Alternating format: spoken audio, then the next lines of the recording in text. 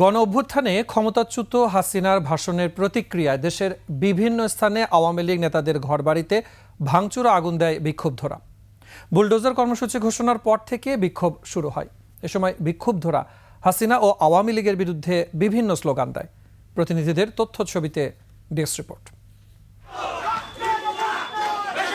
দুপুরে নোয়াখালীতে আওয়ামী লীগের সাধারণ সম্পাদক ওবায়দুল কাদেরের বাড়ি ভাঙচুর করে ছাত্র জনতা। পরে আগুন দেয়া হয়। পাশে ওবায়দুল কাদেরের ছোট ভাই শাহাদাত হোসেনের বাড়িতেও ভাঙচুর করা হয়। এই ওবায়দুল কাদের বিগত 16 বছর পুরো বাংলাদেশের মানুষের উপরে নির্মম অত্যাচার করেছেন।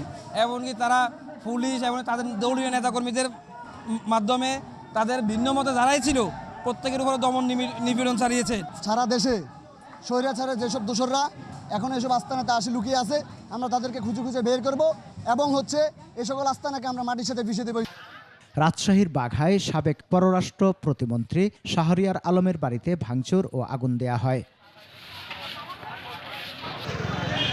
মাদারীপুরে জেলা আওয়ামী লীগের কার্যালয় ভাঙচুর করে বিক্ষুব্ধ ছাত্র জনতা। ক্যামেরায় ওয়াও, স্টাইল দেখাও, Xenon X21 পারলে ঠেকাও।